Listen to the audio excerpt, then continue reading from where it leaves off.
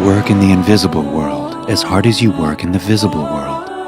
The blessed month of Ramadan is upon us, 30 days and nights, a month where good deeds are multiplied by 70, and a night worth 1,000 months, that's 83 years, which is more than a lifetime for most of us. It's a month of giving. Tareeqah Muhammadiyah presents the 2021 annual fundraise, an opportunity for all Muslims around the globe to dig deep and donate generously towards the divine assignment. This is a blessed opportunity to work towards the forever life and earn a constant avenue for reward now and forever in Ramadan. Alhamdulillah, Alhamdulillah Rabbil Alameen, wassalatu wassalamu ala Sayyidil Anbiya'i wal Mursaleen wa ala alihi wa sahbihi ajma'in. Amma ba'du, fa'udhu billahi minash shaitanir rajim. Bismillahir Rahmanir Rahim. Ya ayyuhalladhina amanu kutiba alaykumus siyam kama kutiba alal ladhina min qablikum la'allakum tattaqun.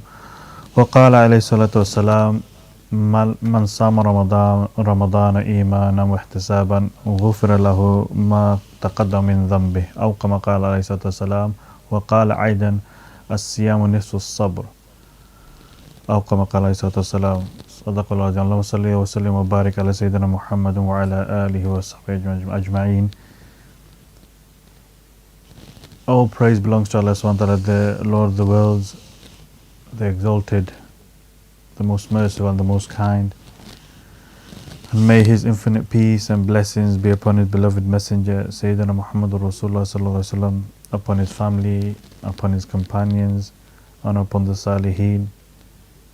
And may Allah subhanahu wa ta'ala bless us all in these blessed days, the month of Ramadan, days and nights, the month of Ramadan.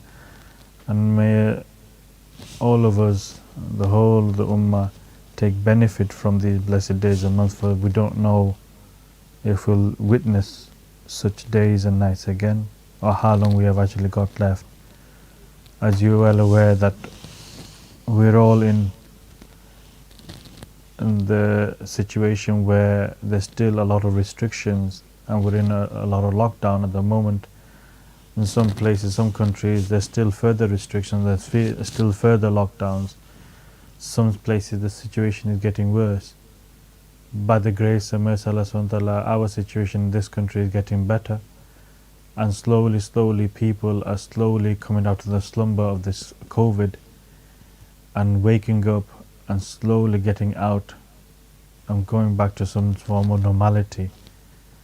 So, as you were also aware that there were brothers and sisters, mothers and fathers, elders in our community, our loved ones, who you might have known were present last Ramadan, are not present this Ramadan. So time is very short. That's why Allah says, "Wal asr innal insana lafi khusr," is that definitely every time we are indeed in loss. We need to avail that opportunity. I remind myself and yourself that we need to avail this opportunity that we have, whatever moment that we got, to cherish it and to make sure that we achieve the purpose in which Allah subhanahu wa ta'ala sent us here for. And the verse that I recited to you was that the purpose of Ramadan, or the purpose of fasting, is that kutiba alaykum kama kutiba alal ladhina min qablikum la'allakum tattaqun, was so that we can achieve taqwa, or God consciousness, God wariness.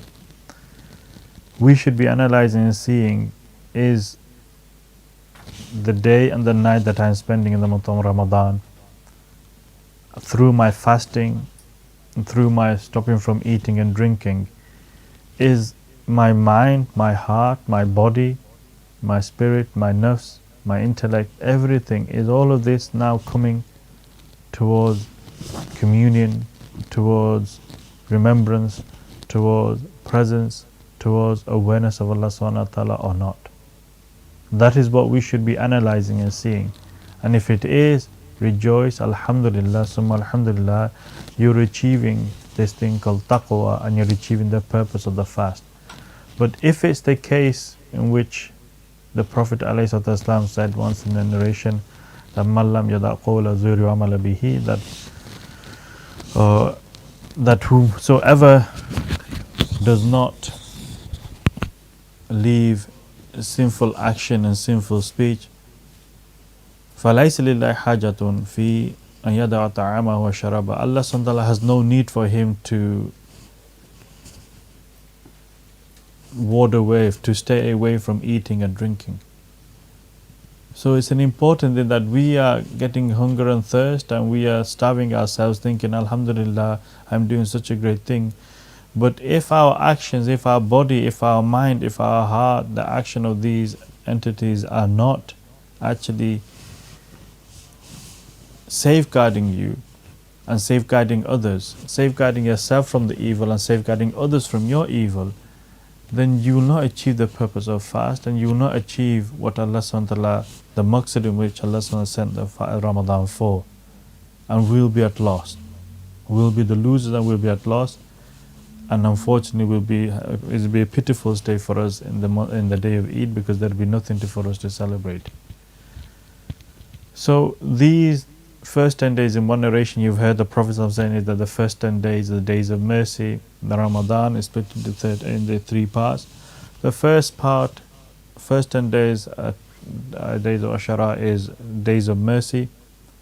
The second 10 days are days of forgiveness, and the latter is days of expiation from the fire of hell. And as you've heard in the previous bayans that I did, that about the days of mercy, how one can actually help for the mercy of Allah to fall upon you. Already these are days of mercy, but is that if you want the mercy of Allah to fall upon you, you also be merciful to others. Show mercy. If you're an employer, be merciful to your employees, i.e. reduce the load, reduce the time, maybe give them more breaks in the days of Ramadan. Maybe reduce the workload. Instead of making the work normal pace, maybe slower pace. But having that compassion and mercy towards them and towards your workers, this is how Allah Subhanahu will show compassion and mercy towards you as well in these days. So this is the 8th of Ramadan or so. We are now going to be venturing into the next 10 days of Ramadan, which is the days of forgiveness. Now this is a subject in which our beloved teacher Shaykh Ahmad Dabbagh last year spent lengthy 6 series or so topics, so one can actually refresh and go through that, and one should be doing this. There's one thing that I remind yourself and myself as well, is that when, Alhamdulillah, may Allah reward our media team, the brothers in Pakistan are broadcasting the bayanats. Obviously they're in Urdu language. If you wish to benefit yourself in English language, there are over hundreds and hundreds of bayans that you could exhaust yourself with and listen to and benefit from. So instead of occupying yourself, for example, you'll be maybe for 1 hour, maybe all day. What happens is that because month of Ramadan comes, we automatically go and turn the TV. Instead of watching drama, mashallah, all that stuff, what we do, with default, we'll put the tilawat on. And the tilawat will just run all day on the background. But in between we'll be gop-shopping, we're talking, we're doing this, etc. So make some time in which, if you are English speaking and you don't understand Urdu, then what you can do, make some time, maybe an hour or so, like you'll be listening to this, but make some other time where half an hour or an hour you are listening and going through the different speeches that Shaykh Ahmad Dabbagh did, and hopefully that will benefit you, because they will give you the problems and the solutions to whatever you're going through throughout your life, and how you can now rid of those problems and the scenarios and situations you're in, and how you can then realign this to the purpose of your life. That is what they're actually doing, and that is where, for example, last year they went through, because of lockdown, they went through 6 or so series of what is maghfirah, the meaning of maghfirah. So one of the things they mentioned is that we commonly misunderstand what is maghfirah. The word maghfirah, we associate and connotate it with pardoning. Somebody, when we are asking pardon from Allah subhanahu wa ta'ala. When in actual fact, our beloved teacher, they said is that the word, if you go to the root word of maghfirah, ghain fa-ra, it does not mean pardon. The word for pardon is afu. Just like Hazrat Aisha Siddiqa radhiyallahu anha asked the Prophet ﷺ, Ya Rasulullah sallallahu, that if I was to find Laylatul Qadr, what should I ask for? He said you should ask Forgiveness, Allah subhanahu wa ta'ala. And then he taught this dua, Allahumma innaka afun karim tuhibbul afwa fa'fu anni. So afu, the word afu is pardon. So what's the word for maghfirah? What does the word maghfirah mean then? If afu means pardon, what is maghfirah then? And as we're going to be entering the days of forgiveness, days of after the days of mercy, how is it that we can achieve that maghfirah? Because if we are not achieving, if we don't know what it means, then we will not be then we will not understand what we're asking for, and unfortunately we will not receive. Hence why once a person at the time Sayyidina Ali radhiyallahu anhu, he was saying astaghfirullah, astaghfirullah, astaghfirullah, and he was seeing this, and he radhiyallahu anhu shook his head saying that he's asking for something he doesn't have a meaning for. This is the tawbah of liars, because he's asking for something that he doesn't have no, this is my word I'm saying, he's asking for something that he has no meaning of, he doesn't even know the meaning of, and this is the tawbah of liars. What does astaghfirullah mean? What does istighfar mean? When we're asking for istighfar, what do we really mean? So here, the word, if you go to the root word, Shaykh Ahmad Dabbagh beautifully explained, is that ghain, the root word is ghain, fa and ra. Ghafar, ghafrun, ghafr. The ghain has all the letters of the Arabic alphabet have meanings to it. Even when you then put them together, they give a meaning, obviously, many different meanings. But in itself, it has a quality, it gives a meaning. The letter ghain comes in the meaning of covering, of protecting, something which is covered, something which is covering something which from the unseen, from which cannot be seen. So, like for example, we recite in the Surah Al-Baqarah, Alif Lam Mim Zalika Kitabul La Rayba Fihi Alladhina yu'minuna bil ghaib, the unseen. The ghain is being used. So the quality and the character of this letter is that it gives the meaning of covering, of protecting, of shrouding. The meaning of fa, it gives the meaning of something which is inside, and the meaning of ra gives the meaning of order or a command. So when you put this together in the Arabic language, it comes the meaning of something which is covering, protecting, so from the inside. So for example, something which is filthy, it gives the meaning of covering that filth and dirt. Also in the Arabic language, the word is used for armor as well. Ghafar is used in the meaning of armory. So what happens is that it's supposed to protect a person from the arrows and the swords. So the armor would protect. So the word maghfirah comes the meaning of protecting, covering, protecting the person. So when we go towards istighfar, then what is istighfar? When we come, the meaning of maghfirah is astaghfirullah, not pardoning, but astaghfar, and that means something. What does it mean? Is that when I seek forgiveness, when I ask for astaghfar, I am actually asking something. What am I asking? Is that the alif, the meaning, Shaykh Ahmad Dabbagh said, the meaning of astaghfar, the alif is giving you meaning. Is that, and this meaning, what they're telling us now, is a very holistic and very comprehensive meaning, that even if you were to go to the conditions of tawbah, it fulfills it. And I'm sure you know the 4 conditions of tawbah. So when a person is going through and asking forgiveness, he needs to have the shurut, and these whole meaning has what they've gone through is already the meaning of istighfar and what it's supposed to mean. They will now explain, they will be explaining exactly what they are, so that hopefully when we next do istighfar, when we do it, we have that meaning of it whilst we're asking for it as well. So here, the astaghfar, the very first thing, the letter astaghfar, alif, what did they say? They said that the alif is on its own, is telling you, is indicating that it's alif is you are one, and it's indicating towards Blame yourself. First thing is to admit it and to blame yourself. One of the things in these days of these are days of mercy, and we enter the days of forgiveness, is that if we want the forgiveness of Allah subhanahu wa ta'ala, first and foremost, yes, one thing we should do is we should see is that, am I at fault? When you're at home between husband and wife, you should be asking yourself, is that when any argument happens, am I at fault? Between brothers and sisters, am I at fault? Or is it the case we stop talking to them, shun the door of them, stop calls, stop phone calls, friends, we stop speaking to them completely, your colleagues, your parents? Why? It's because we don't do this. We, most of the time, when we say astaghfirullah, verbally we're saying astaghfar, through words we're saying astaghfar, but through by mentality and by body, by everything, we're saying the other person's at fault.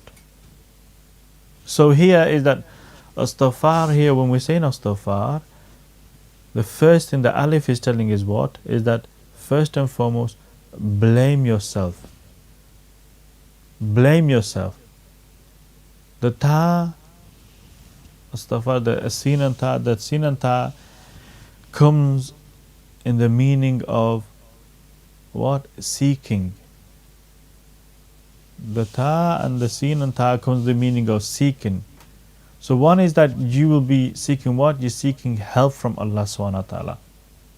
So one is that you're blaming yourself, and by blaming yourself, what you're doing, you're becoming humble.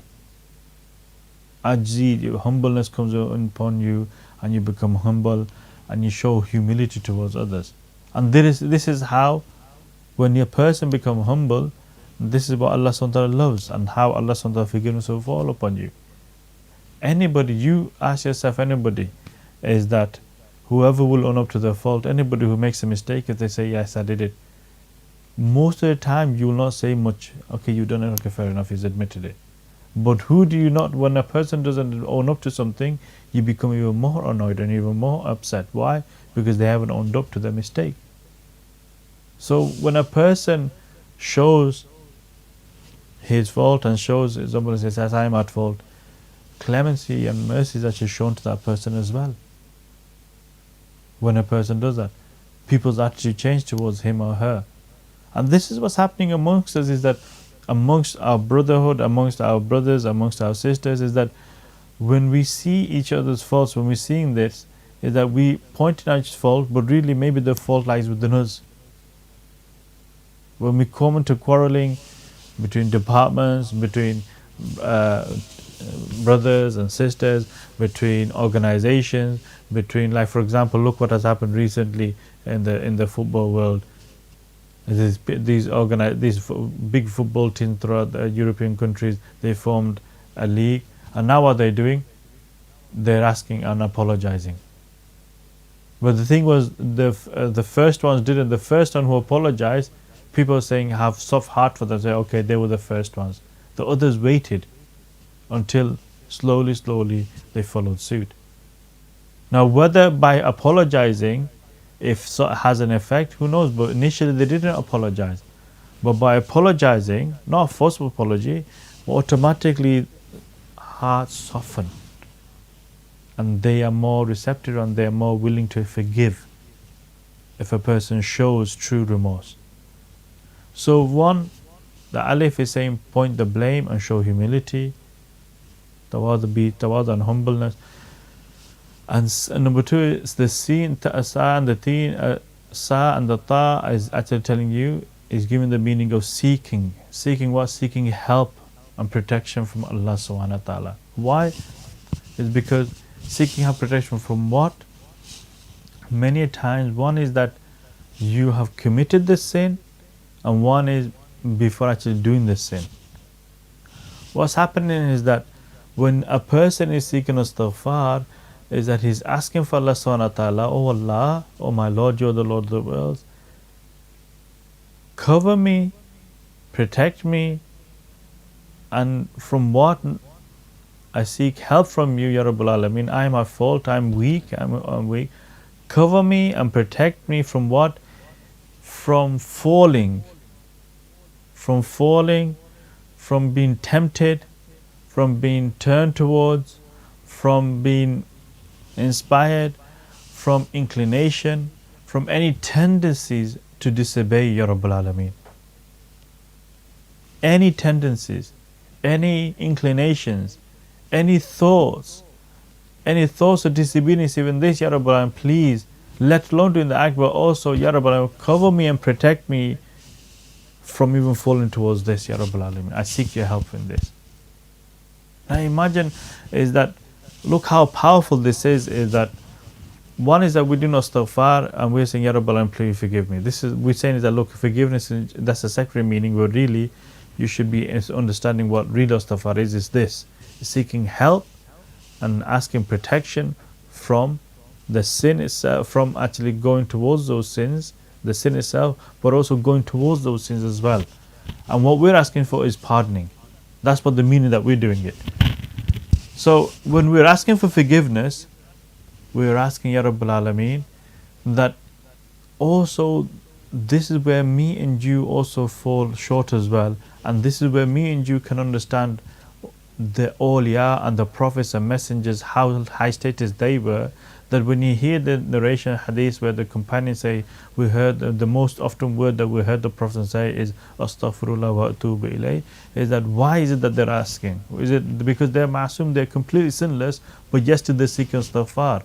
Because they're not seeking pardon, they're seeking what? This. Now if you understand this, is that they're being humble and humility, showing humility, but they're asking, Ya Rabbal Alameen, even though completely free of this, they're completely free of any of these inclinations, but still they're asking, Ya Rabbal Alameen, protect us, cover us, safeguard us from even falling towards these temptations and tendencies of a thought of even your disobedience, Ya Rabbal Alameen. Please protect us from this. So, first and foremost, what we said is that, look, is that they are actually what? When we actually go towards maghfirah and forgiveness of Allah subhanahu wa ta'ala, is that first and foremost, Astaghfar is saying, admit it, you're at fault, and show your humility. Secondly, we're seeking help and protection from Allah subhanahu wa ta'ala. Where in the example, if you look at our beloved father, Sayyidina Adam alayhi salam, what did he do? Is that the life example is that soon as he had the forbidding fruit, he showed us this in practicality. He's teaching us this in practicality. Why? When Allah subhanahu wa ta'ala says, why did you eat the forbidden fruit?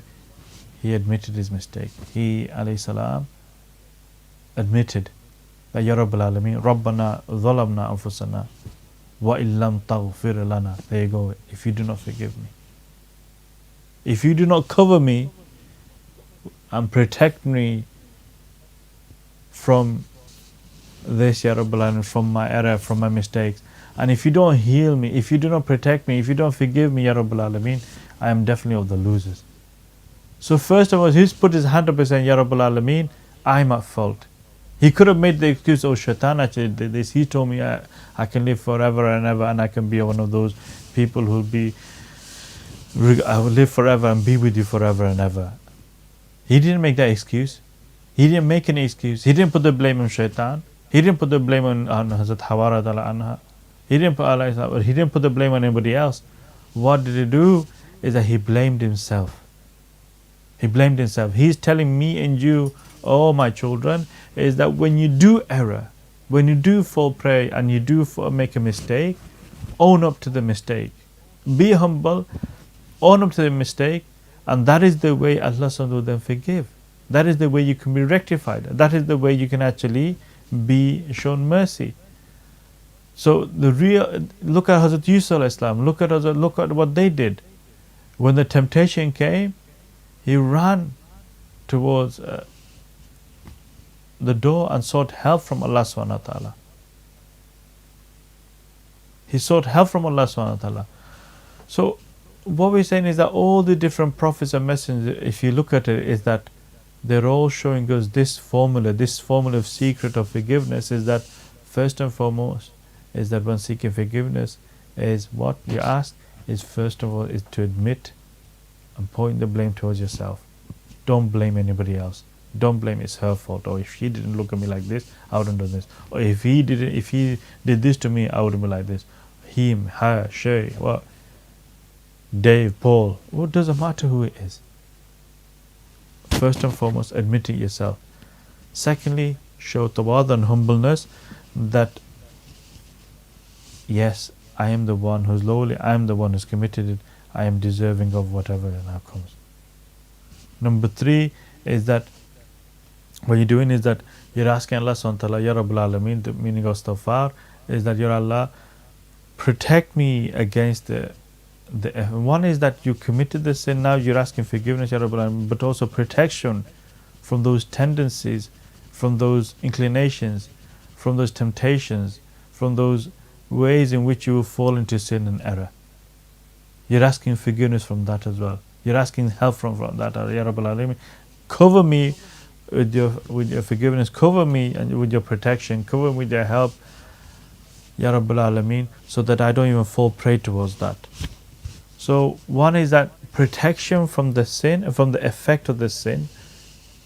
One is the sin, and then what happens is that one is that you've actually asking protection from your tendency and being inclined towards the sin.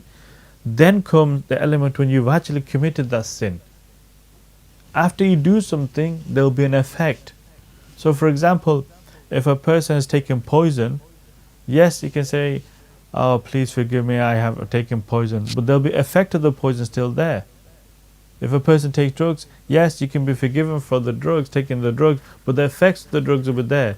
And the meaning of istighfar is also telling you that, Ya Rabbal Alameen, not just protect me from being inclined towards these evil acts and habits and these tendencies, but Ya Rabbal Alameen, also cover me and protect me from the effects of the sin as well.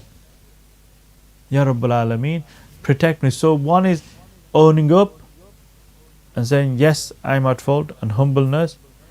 Number 2, blaming yourself. Then what you're doing is now, the meaning of istighfar is that, one is that you're asking, Ya Rabbal Alameen, protect me from these, protect me and cover me and shroud me from the inside of these tendencies and inclinations towards the sin. Let me have hatred and animosity for them, and don't even allow me to even go near them. Let me have hatred for them. Have hatred for them. Let me not have any inclination towards them. So inclination is when you're attracted to something. So Ya Rabbal Alameen, don't allow me to be attracted towards these evil, to your disobedience. That is what you're asking in the meaning of istighfar. Another is that, Ya Rabbal Alameen, protect me from the effect of the sin.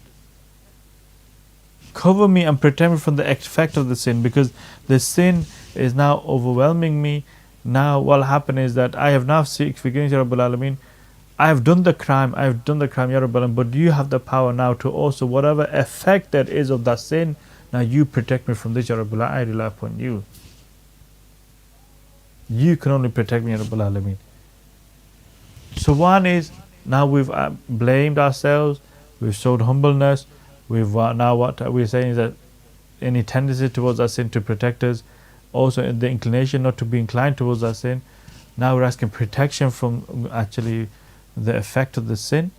Then also, now once you're now, the effect of sin is there inside you, the effect of the sin has now come inside you, you need healing, you've been wounded.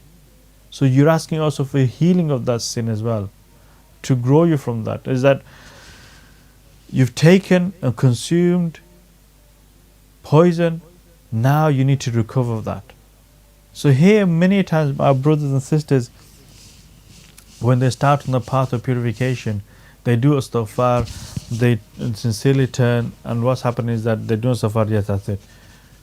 But we're also asking for Allah subhanahu wa ta'ala, Ya Rabbal Alameen. What happens is that because we don't understand and we're doing istighfar, we're just thinking about the act itself. Oh, I did such a great crime here. I did such an evil act there. I did such a big crime. Nobody else knows, but Allah knows. I did such a, Ya Rabbal Alameen, please forgive me this act. Because we're worried about, if we don't give forgiveness now, we'll be harmed and we'll be punished in the akhirah. That is what we're worried about. What should be more worrying is, yes, Allah subhanahu wa ta'ala will forgive, but if you do sincerely, is that we should be thinking is that now that I've consumed, now that I've committed, now that I've actually enacted that vile act of disobedience, there will be now an effect. There will be an effect. Does that effect, Ya Rabbal Alameen, Now the effect is in me, inside my blood, inside my system. Ya Rabbal Alameen, you now have the power to also take the effect of this sin away. And the consequences of that sin, and the harm that it will create, and the damage that I have done. Ya Rabbal Alameen, you now heal me from that. Cover me, nourish me, heal me from that. And hence why one of the most of astaghfar dua that Rasulullah used to recite, Astaghfirullah la ilaha illa al-hayyul qayyum wa atubu al-hayy al-qayyum. Our beloved teacher Ahmad, the mention is that why is the word al-hayy being used here? He could have used al-afu or any other word, any other ar-rahim or any other sifat of Allah subhanahu wa ta'ala, any other quality of Allah subhanahu wa ta'ala, but he used the word al-hayy. He used the word sifat of al-hayy and al-qayyum. In istighfar that you're asking, Ya Rabbal Alameen, I ask forgiveness, I ask protection, I seek help from you, Ya Rabbal Alameen, from these tendencies, from these inclinations, from these desires, from falling into disobedience, Ya Rabbal Alameen. And al-hayy atubu ilayh, and astaghfirullah alladhi la ilaha illa hu. There is no one who can actually do this, nobody who can protect me, nobody who can actually save me apart from you. Al-hayy and al-qayyum. Al-hayy meaning that, Ya Rabbal Alameen, you are the ever living, you are the living, and you give life to others. Ya Rabbal Alameen, here look at the sifat and quality of living and give life to others. And al-qayyum is that you are the sustainer, you are self-sustaining, you sustain yourself, you sustain others. Ya Rabbal Alameen, I have killed myself with the poison of sin. My heart is dead. I am corrupt. I am now, yes, I seek forgiveness from you, Ya Rabbal Alameen. I seek help from you, Ya Rabbal Alameen. Ya Allah, Ya Rahman Rahim, to the blessing of these days of these days of mercy and days of forgiveness and days of Ramadan, nights of Ramadan, Ya Rabbal Alameen. I have wronged myself. I am wrong. You are Al-Hayy. Give life back to my heart again. Grant me life back to my heart, which is dead because of the sins that I committed. Because my heart has been blackened. Give life back to my heart again. Let it beat again, Ya Rabbal Alameen. Beat in your zikr, beat in your remembrance, beat in your love, Ya Rabbal Alameen. And nourish me, sustain me and nourish me, Ya Rabbal Alameen, because there's nobody else that can nourish me, there's nobody who can sustain me other than you. You are the sustainer of everything. Now you sustain me, you protect me, you cover me, you help me. That is why we mention this in Astaghfar, the dua of Astaghfar. So, because we're now coming to an end, inshallah, another time maybe we'll think it. So, the meaning of istighfar is that these days of forgiveness are coming. We should be asking Allah for forgiveness every single day and every single moment. But one of the things that we're doing is that we're asking forgiveness or just for pardon, not forgiveness. The real meaning of forgiveness, the real meaning of maghfirah, the real meaning of actually forgiveness is, in istighfar, is that you're wanting Allah subhanahu wa ta'ala to cover you and protect you from the act that you committed, from even being inclined towards any sins, from tendencies that are even coming, but to cover and protect you from the evil effects of that sin, and to actually give life back to you again, and to heal you from that sin as well. As that this is there are more as well. Inshallah, you can actually listen to the bayan of Shaykh Ahmad Dabbagh on these 6 discourses they did throughout last year on Facebook or on YouTube. You can listen to it. Finally, I'd just like to actually end with a qawl of Sayyidina Abdul Qadir Jilani rahmallah, which is said in a hadith in Al-Ghunya. If you pay attention, inshallah, after mentioning in the hadith, in fact, I think we're actually we're running out of time. We won't have time now, inshallah. Maybe another time, inshallah, we'll actually do that. But basically, these are the days and nights of mercy. We enter the days and nights of forgiveness. Ask Allah subhanahu wa ta'ala to forgive us all, the whole of the Muslim Ummah, but also to forgive ourselves. How we'll get forgiveness is when we'll forgive others. If somebody asks for forgiveness, you should be ready to forgive. You should be ready to forgive. But here, remember, maghfirah doesn't necessarily mean just to pardon. No, that's the second meaning. But maghfirah has a whole different meaning, whole conceptual meaning that Shaykh Ahmad Dabbagh explained. through the root wording and also the meaning of astaghfar, that really, that when we ask and seeking forgiveness Allah subhanahu wa ta'ala, we're effectively asking for Allah subhanahu wa ta'ala to cover us, to envelope us, to protect us from the sin, from the evil, and to heal us and to cure us from the evil of that sin and its effect. And then obviously we'll come to actually then discharging the rights of Allah subhanahu wa ta'ala, which we'll do another time inshallah, if Allah wills. So may Allah subhanahu wa ta'ala bless you for taking the time in listening to this. Allah subhanahu wa ta'ala forgive me for anything that I've said which is wrong, and anything good that has been said from Allah subhanahu wa ta'ala. And may Allah subhanahu wa ta'ala bless you all. May Allah subhanahu wa ta'ala forgive us all in the blessed days and nights of the month of Ramadan. May Allah subhanahu wa ta'ala give hayat al-tayyibah to our beloved teacher Shaykh Ahmad Dabagh, who are in Pakistan and who are serving the Ummah, serving the brothers and sisters and the whole of the Ummah from their day and night tirelessly. May Allah elevate their status and rank, and nourish them and enlighten them even more and further, and bless us all, and bless all the brothers and sisters who are helping in the message, in conveying the message of the deen. Jazakumullah khairan jazaa. Subhanakallah wa bihamdik, ashhadu an la ilaha illa anta astaghfiruka wa atubu ilayk.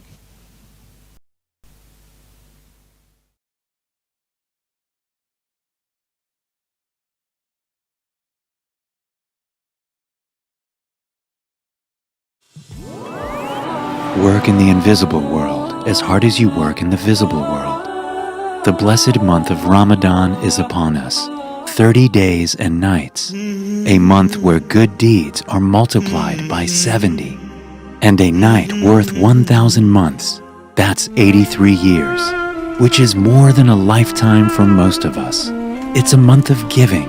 Tareeqah Muhammadiyah presents the 2021 Annual Globe to dig deep and donate generously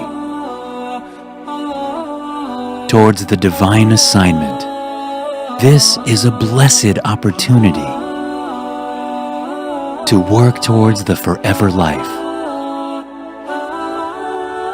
and earn a constant avenue for reward now and forever. In Ramadan, £1 can be £7 in reward, and on the night of power, £1 can be £1,000 in reward. What we do throughout the year, we host weekly gatherings of guidance and remembrance of the divine. That's 52 events a year. Every year we host 6 two-day retreats, breakfast, lunch, dinner, snacks all included with accommodation. We host 6 global free healing and ruqyah sessions every year, consulting and supporting over 1,000 plus patients who are in need of physical, mental, emotional, and spiritual help. We service and maintain our 5 organizational websites: Zawiya.org, propheticpath.co.uk, wiselifeacademy.com, ahmaddabak.co.uk, freehealing-ruqyah.com. Publications of books and literature are printed throughout the year to equip them with the tools and skills they need to achieve their purpose of life. All our social media platforms are maintained with quality content. A video production team dedicated to broadcast 2 events every week. A dedicated design team creating inspiring reminders throughout the year. Marketing and advertising, spreading the message of peace and welcoming all from across the globe. We do all we've mentioned through the world in UK, USA, Denmark, Pakistan, Bangladesh, Morocco. So how do we fund all this? This is where we need you to help and support our mission. We do all this purely for the pleasure of Allah Almighty, without charging anyone. We do it for Allah, and our reward is with Allah Almighty. And yours can be too. So this is where we need your support. To donate generously, to help us continue the work of peace, spread the prophetic practices, rescue people from going astray, and for you to start planting your houses in the gardens of bliss. Your donation, your salvation. Click the link below to donate. Our long-awaited appointment, Tareeqah Muhammadiyah presents free healing and ruqyah. Are you suffering from any physical pain, mental stress, emotional trauma, or spiritual jinn or evil eye related issues? Then you do not need to suffer in silence. Our qualified practitioners will guide you through a healing and ruqyah session in accordance to Quran and Sunnah.